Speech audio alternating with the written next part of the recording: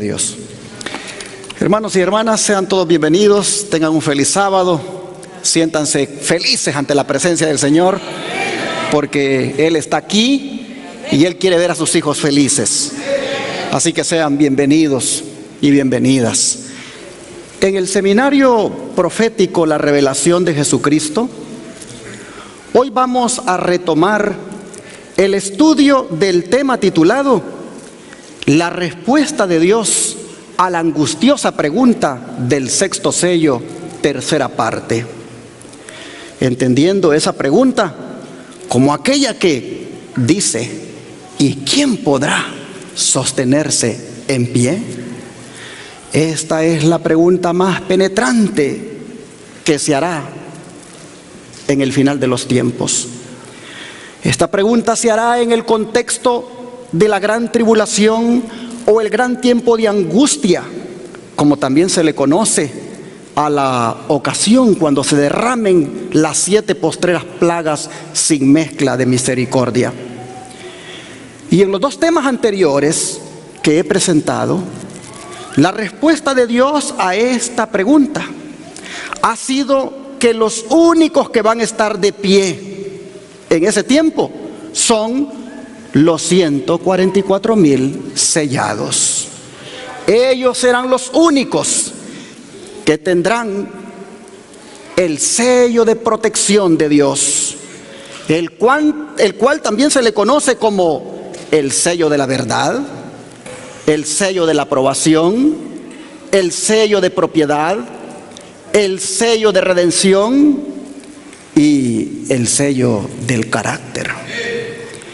Pero ¿de dónde son tomados los 144,000? Vamos a la Biblia, Apocalipsis 7, versículos 4 al 8. Apocalipsis 7, versículos 4 al 8.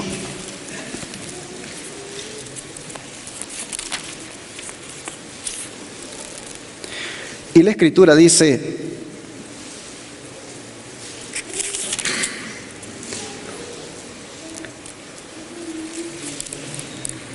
y oí el número de los sellados, 144,000 sellados de todas las tribus de los hijos de Israel. De la tribu de Judá, 12,000 sellados. De la tribu de Rubén, 12,000 sellados. De la tribu de Gad, 12,000 sellados. De la tribu de Aser, 12,000 sellados. De la tribu de Neftalí, 12,000 sellados. De la tribu de Manasés, 12,000 sellados. De la tribu de Simeón, 12,000 sellados. De la tribu de Leví, 12,000 sellados. De la tribu de Isaacar, 12,000 sellados. De la tribu de Zabulón, 12,000 sellados. De la tribu de José, 12,000 sellados. De la tribu de Benjamín, 12,000 sellados. Estas 12 tribus que son mencionadas aquí no se refieren al Israel literal, sino que se refieren al Israel espiritual, por 2 razones. Una, porque las tribus del Israel literal,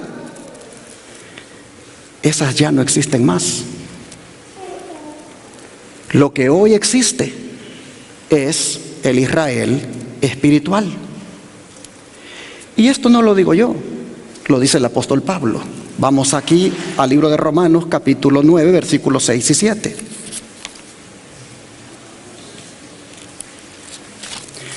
Romanos 9, versículos 6 al 7.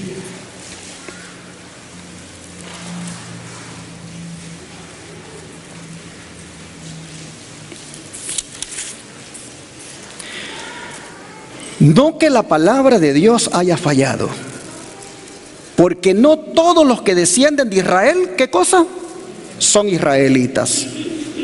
Ni por ser descendientes de Abraham son todos hijos, sino en Isaac te será llamada descendencia. Aquí nosotros vemos de que israelitas No son, dice el apóstol, solamente aquellos que descienden de Israel, ni por ser descendientes de Abraham son todos hijos. Entonces, ¿cómo es que esto se debe entender? Para eso vamos al libro de Gálatas, capítulo 3, versículo 29. Gálatas, capítulo 3, versículo 29.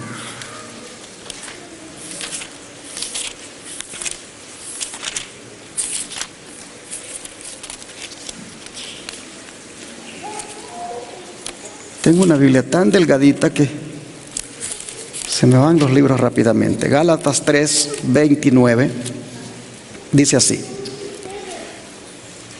y si vosotros sois de Cristo, ciertamente linaje de Abraham sois y herederos según la promesa. Entonces pregunto, ¿somos nosotros israelitas? Sí. Si nosotros somos de Cristo, ciertamente familia de Abraham somos. Y somos herederos de las promesas que se le hicieron a Abraham. Veamos el versículo 7 al 9, aquí mismo de Gálatas 3.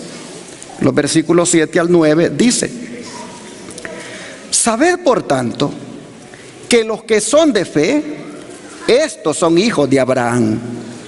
Y la Escritura, previendo que Dios había de justificar por la fe a los gentiles, dio de antemano la buena nueva a Abraham, diciéndole: en ti serán benditas todas las naciones. De modo que los de la fe son bendecidos con el creyente Abraham. ¿Cuántos de ustedes se consideran que son de fe? Exactamente. ¿Cuántos de ustedes saben y creen que han sido justificados por la fe? Entonces, dice Pablo que los que son de fe, estos son descendientes de Abraham, porque estos son parte de esa bendición que se le dio a él al decirle: en ti serán benditas todas las naciones de la tierra. Ahora el capítulo 6, verso 16 de aquí de Gálatas. Gálatas 6, verso 16 nos dice: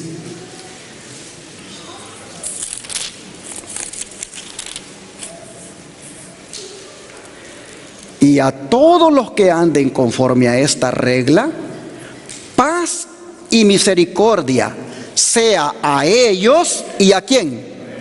Y al Israel de Dios. ¿Quiénes son ellos? ¿Y quiénes son el Israel de Dios?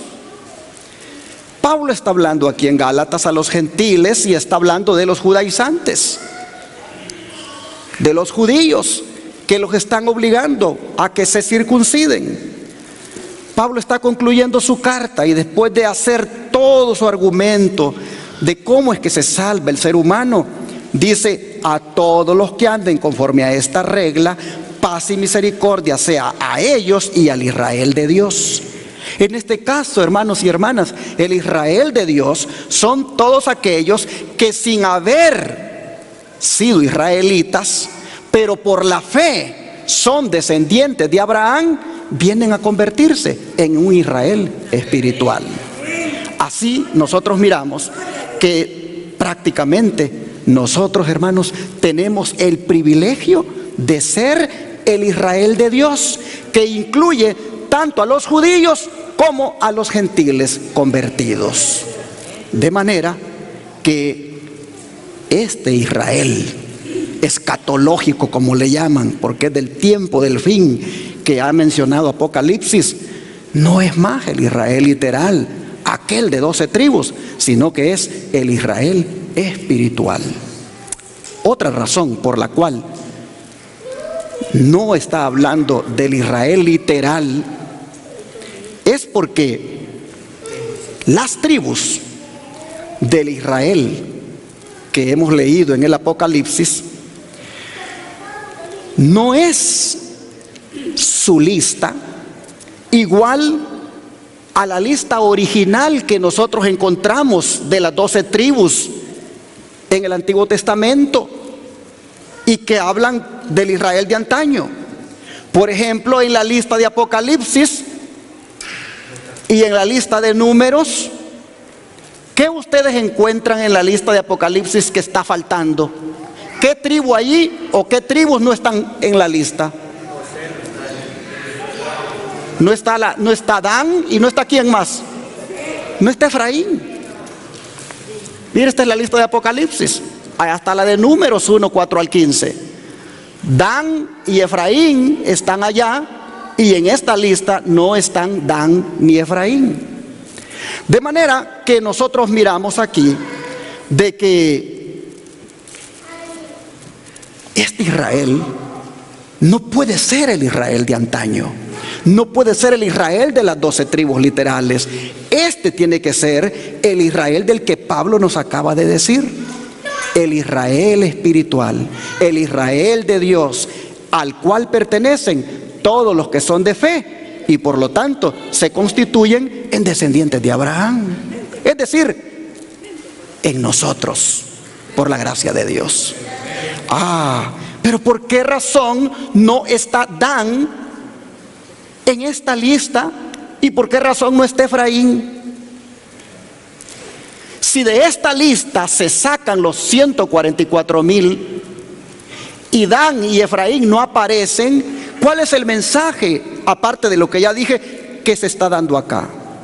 Yo creo que para eso tendríamos que ir a unos textos y mirar qué pasó con la tribu de Dan y qué pasó con la tribu de Efraín. ¿Qué les parece? Vamos al libro de Jueces, capítulo 18, versículos 30 y 31, para ver lo que hizo la tribu de Dan. Jueces 18, versículos 30 y 31.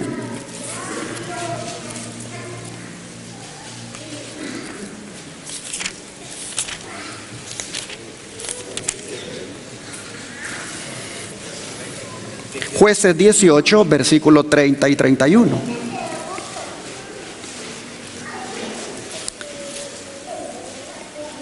Dice lo siguiente: y los hijos de Dan levantaron para sí la imagen de talla.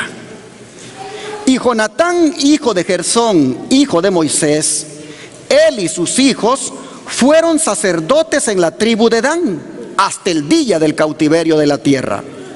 Así tuvieron levantada entre ellos la imagen de talla que Micaía había hecho todo el tiempo que la casa de Dios estuvo en Silo. De manera que nosotros miramos aquí a los danitas, a los de la tribu de Dan, que hermanos y hermanas cayeron en apostasía, pues establecieron la idolatría. Nosotros miramos acá que ellos establecieron un culto rival al culto del verdadero Dios que se hacía en Silo. Ellos están aquí prácticamente, hermanos, adorando imágenes. Y así miramos que Dan se caracteriza por ser apóstata y por haber establecido la idolatría en el pueblo de Israel. Pero ¿qué de Efraín? ¿Qué dice la escritura de esa tribu? Vamos al libro de Oseas, capítulo 4, 17 y 18. Dice: Efraín es dado a ídolos, y por lo tanto, ¿qué hay que hacer con él? Déjalo. Su bebida se corrompió, fornicaron sin cesar, sus príncipes amaron lo que avergüenza.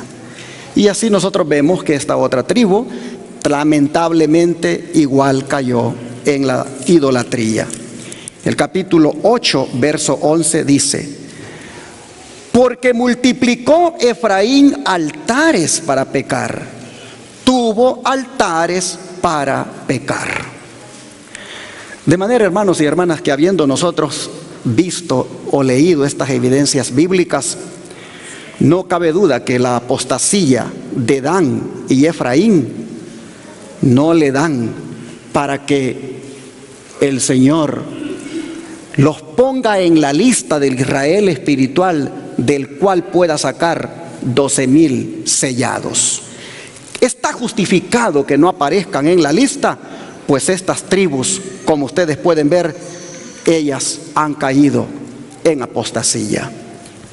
¿Cuál es el mensaje entonces? El mensaje es el siguiente: que en el Israel espiritual, en el Israel de Dios de este tiempo, no debe haber lugar para la apostasía. Y en los 144,000 que se va a sacar, no puede ser sacado de un lugar donde estén practicando la idolatría o la apostasía. Prácticamente el mensaje es que en el Israel espiritual de los últimos tiempos no hay lugar para los apóstatas y por lo tanto Dan y Efraín no aparecen. Ahora surge la pregunta: ¿por qué solo 12,000 son sacados de cada tribu? Si el Israel espiritual lo componemos nosotros, ¿por qué el Señor saca solo 12,000 de cada tribu, haciendo un total de 144,000? Si el Israel espiritual lo componemos, ¿cuántos, hermanos? Lo componemos millones. ¿Por qué el Señor saca solo 144,000, 12,000 de cada tribu, si somos millones los que nos sentimos parte del Israel de Dios, del Israel espiritual? Oh, hermanos y hermanas, es que el mensaje que nos está dando el Señor es que en el final de los tiempos solo un remanente se va a salvar. Lo que está diciendo el Señor es de que al final de los tiempos, de las personas que estén vivas, solo un remanente fiel va a ser trasladado al cielo sin ver la muerte. La hermana White dice que si nosotros llegamos a estar vivos para cuando Cristo venga, nos dice la hermana White, esfuércense por estar entre los 144,000. Esfuércense. Oh, hermanos y hermanas, cuando Jesús venga, solo 144,000 de los vivientes se van a salvar. Pastor, cuidado, no diga eso. Bueno, hermanos, yo no quiero ser dogmático en esta posición, pero la verdad es que miren, cuando uno mira lo que Dios demanda de los 144,000, uno dice, pues sí, quizás son literales. La hermana White dice, son 144,000 en número y vivientes. Es decir, no verán la muerte cuando Jesús venga. Dentro de los que estén vivos, dice la hermana White, 144,000 en número. Y uno puede argumentar y decir, pero es que son muy poquitos. Yo no creo que son los 144,000 el Señor de todos los vivientes aparte. Y entonces uno llega a esta conclusión, a la misma conclusión que llegó un pastor del Israel moderno. Dijo este pastor, yo siempre he creído de que los 144,000 son simbólicos, pero cuando yo miro a los hermanos, qué calidad de vida cristiana la que llevan, me atrevo a pensar que van a ser literales. Así dijo ese pastor. Siempre he creído que son simbólicos para ver si por ahí nos colamos más, pero cuando veo, dijo, la calidad de vida cristiana que llevan los miembros, me atrevo a pensar que van a ser literales. Y es que, hermanos y hermanas, cuando uno mira la Escritura, uno ve de que realmente solo un remanente se va a salvar. ¿Y qué entendemos nosotros por la palabra remanente? ¿Un montón o un poquito? Es un poquito, residuo. Dejemos que el apóstol Pablo hable. Vamos al libro de Romanos, capítulo 9, versículo 27.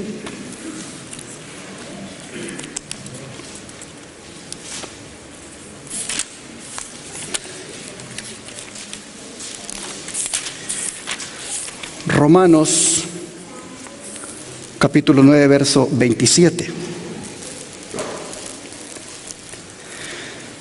También Isaías clama tocante a Israel: si fuere el número de los hijos de Israel como la arena del mar, tan solo el remanente, ¿qué cosa?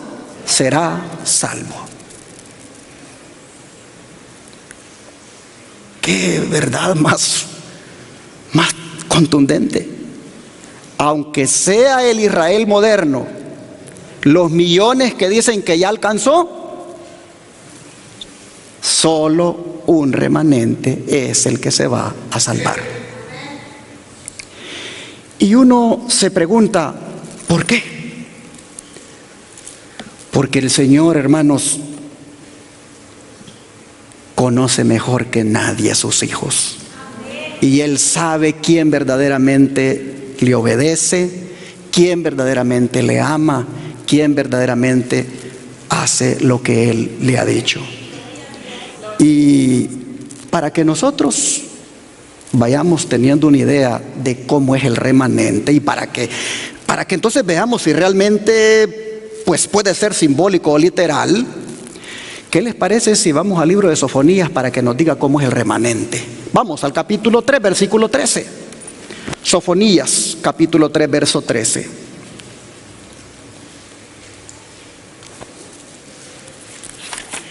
Ok, Sofonías 3, versículo 13 dice: el remanente de Israel no hará ¿qué cosa?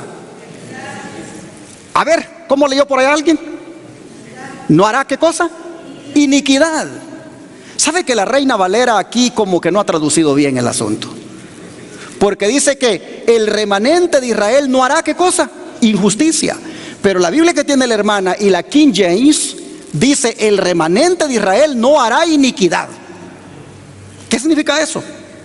El remanente de Israel no cometerá pecado. Y luego, ¿qué más dice?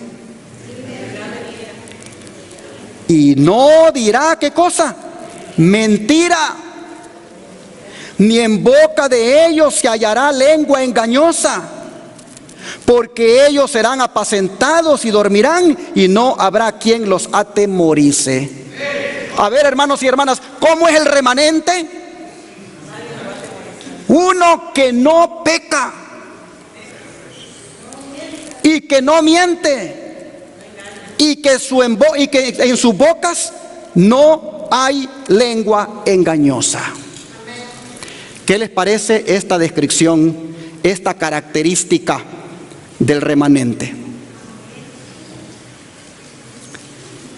Y saben ustedes que cuando uno va a buscar a los 144,000, uno encuentra que esa es la característica de ellos. Vamos a Apocalipsis 14, versículo 5.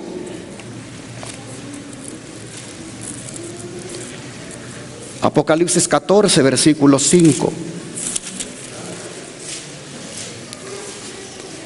Describiendo aquí a los 144,000, nosotros encontramos que dice: y en sus bocas, ¿qué cosa, hermanos? No fue hallada mentira, pues son, ¿qué cosa? Sin mancha delante del trono de Dios. El mismo que Sofonías describe como remanente es el mismo que Jesús describe en el tiempo del fin. Un remanente que no es chismoso, que no es mentiroso, un remanente que es sin mancha, es decir, que no hay pecado en él.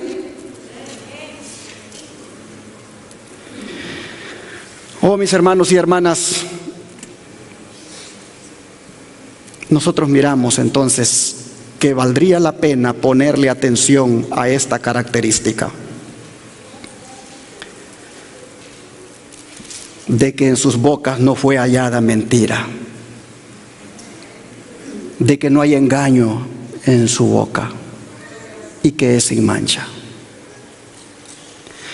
Digo que sería bueno ponerle atención a esto, porque esto lo que significa, hermanos, es de que el cristiano del tiempo del fin debe ser un cristiano sincero, un cristiano sin fingimiento, un cristiano sin hipocresía, un cristiano que nos podamos ver a la cara de frente, porque no estoy hablando detrás de ti.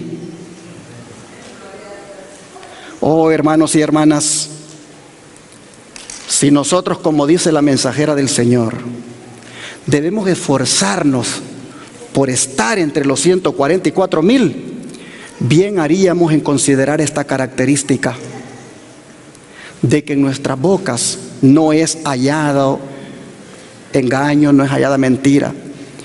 ¿Por qué? Porque, hermanos y hermanas, de esto adolecemos muchísimos. Si no exageramos las cosas cuando las contamos, a veces, hermanos, las decimos de una manera que son una clara mentira. A veces, hermanos y hermanas, nosotros nos damos a la tarea de andar chismeando entre nosotros. Y ya allí nosotros podemos ver que si queremos ser de los 144,000 vivientes, pues como que quizás sí, ¿verdad? Van a ser literales. Porque de chismosos está lleno el cristianismo. De chismosos están llenas las iglesias. Y de muchos que piensan que son del pueblo remanente de Israel moderno, pero practicando la chismografía. Oh, mis hermanos, como dije, no quiero ser dogmático en decir serán literales o son simbólicos, pero cuando uno escarba, uno dice, la sierva del Señor dijo, son 144,000 en número y son vivientes. Es para que uno, hermanos, haga su análisis, haga su reflexión y piense si ahí puede meter a todo el mundo o solamente el remanente. Descrito tal como lo acabamos de leer en Sofonías y como lo acabamos de leer aquí en Apocalipsis 14. Y en esto el don profético tiene exhortación para nosotros. Vean ustedes, quienes hayan aprendido de Cristo no tendrán participación en las obras infructuosas de las tinieblas. En su manera de hablar, tanto como en su vida, serán sencillos, sinceros y veraces, porque se preparan para la comunión con los santos, en cuyas bocas no fue hallada mentira. Discurso Maestro Jesucristo, página 61. Así que, mis hermanos y hermanas, si nosotros estamos aquí preparándonos para la comunión con los santos en cuyas bocas no fue hallada mentira, bueno es, mis hermanos, que un propósito de este nuevo año sea no ser mentirosos, no andar diciendo cosas que no son, no levantar falsos, y aunque las cosas son verdad, no andarlas regando como un veneno, sino mejor buscar a la persona y decirle, hermano, hermana, esto y esto pienso de ti, esto y esto sé de ti, y aquí vengo para decirte, enmienda tu camino porque Cristo viene pronto. Le haría mucho bien al hermano, a la hermana decirle eso, que andárselo diciendo a fulano, a sutano y a perengano en la iglesia. Oh, hermanos y hermanas, nosotros miramos aquí que esto es un consejo que aparece en las Escrituras repetidamente. Por ejemplo, vean Efesios 4, versículo 25.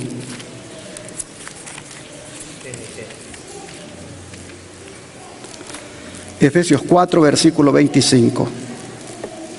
Dice el apóstol Pablo, por lo cual, desechando la mentira, hablad verdad cada uno con su prójimo, porque somos miembros los unos de los otros. ¿Escuchó esto? Somos miembros los unos de los otros. Y por lo tanto dice, desechemos la mentira y hablemos la verdad, cada uno con nuestro prójimo. Oh, qué sabio es este consejo, hermanos, porque la obra de Dios en este mundo está basada en la verdad, y los que la predican deben ser personas de verdad. La iglesia y los miembros, si queremos ser instrumentos en las manos de Dios, hermanos, debemos ser veraces en todo. Oh, las palabras de Pablo no son sino una reiteración de lo que dijo aquel profeta Zacarías. Vamos para allá, Zacarías 8, versos 16 y 17. Zacarías 8, versos 16 y 17.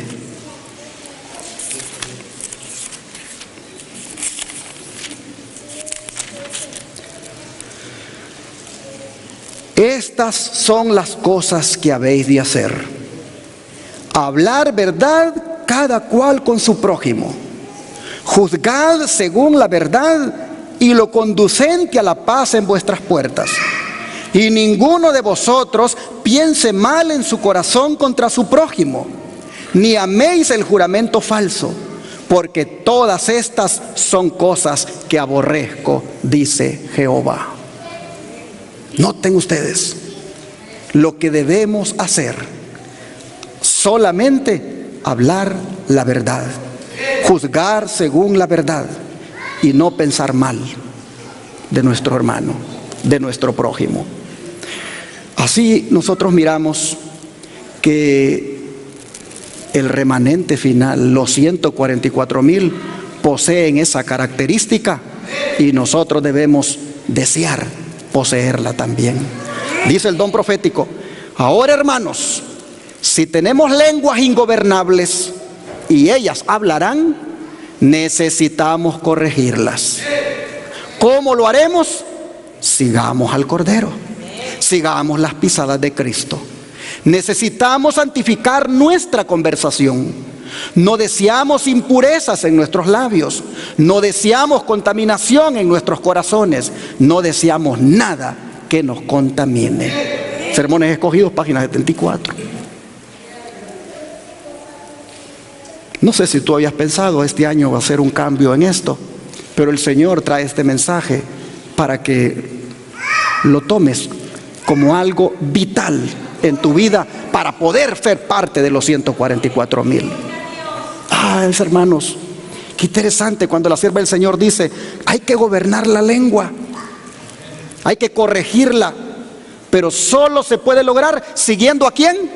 Al Cordero, porque el Cordero nos muestra cómo habla, el Cordero nos enseña cómo Él se expresa. Oh, hermanos y hermanas, debemos santificar nuestra conversación. No tienen que ser nuestros labios impuros. No dejemos que se contaminen nuestros labios con las cosas que hablamos.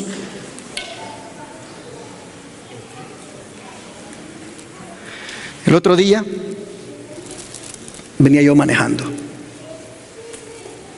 y entonces de repente vino un pensamiento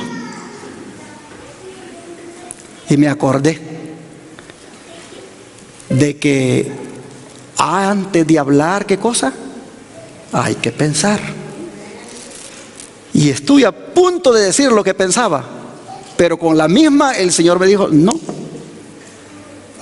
si hablas ya contaminaste todo, ya arruinaste todo, mejor aguántate. Eso, hermanos, se llama dominio propio, y eso es un dominio propio que el Señor nos lo ha dado a todos. Solamente tenemos que ejercerlo, pero eso se ejerce en la medida en que tengamos una relación íntima con Cristo. Miren, Mateo 5:37, Jesús nos da un consejo muy importante. Mateo 5:37.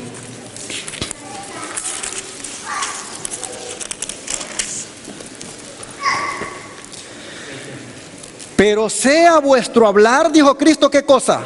Sí, sí, no, no. Porque lo que es más de esto, ¿qué pasa, hermanos? De mal procede. Sea vuestro hablar sí, sí, no, no. Si hablas de más, ya hablaste el mal.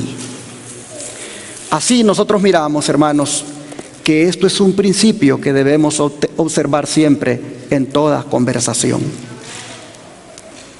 Ahora mire lo que dice la sierva del Señor, hablando de estas palabras de Cristo.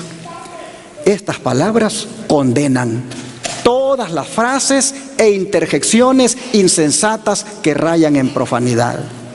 Condenan los cumplidos engañosos, el disimulo de la verdad, las frases lisonjeras, las exageraciones, las falsedades en el comercio que prevalecen en la sociedad y en el mundo de los negocios. Enseñan que nadie puede llamarse veraz si trata de aparentar lo que no es o si sus palabras no expresan el verdadero sentimiento de su corazón. Si se prestara atención a estas palabras de Cristo, se refrenaría la expresión de malas sospechas y ásperas censuras, porque al comentar las acciones y los motivos ajenos, ¿quién puede estar seguro de decir la verdad exacta? ¿Cuántas veces influyen sobre la impresión dada el orgullo, el enojo, el resentimiento personal?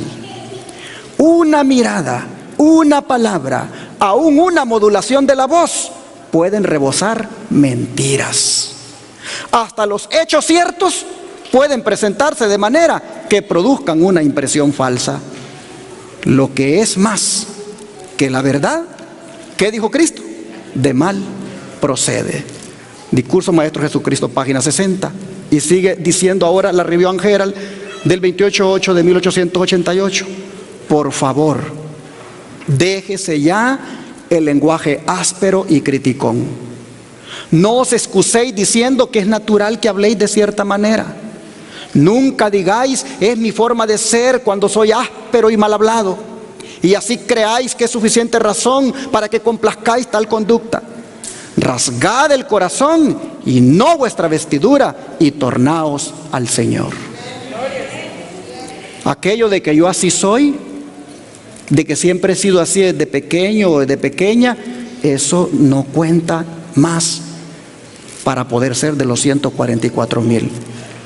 Si somos respondones con el esposo, con la esposa, con los padres y con cualquier otra persona, hermanos y hermanas, tengamos cuidado, porque por nuestras palabras seremos justificados, dice el Señor, o por nuestras palabras, ¿qué cosa? Seremos condenados. Así que si en las bocas del remanente de los 144,000 no es hallada mentira, no hay engaño en su boca, tomemos en cuenta esto, porque todo esto está involucrado en esas declaraciones.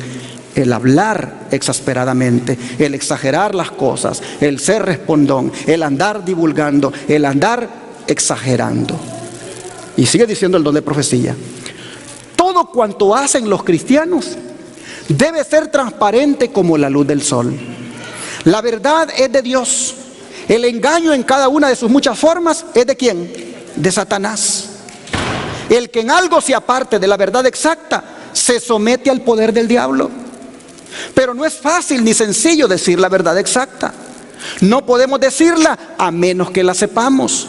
¿Y cuántas veces las opiniones preconcebidas, el prejuicio mental, el conocimiento imperfecto, los errores de juicio impiden que tengamos una comprensión correcta de los asuntos que nos atañen?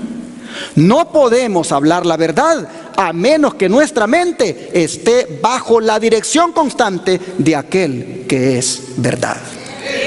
Discurso Maestro Jesucristo, página 60. Por eso es importante, hermanos, seguir a Jesús en esto. Pero volviendo al tema de los 144,000, ¿será que solo ellos se van a salvar?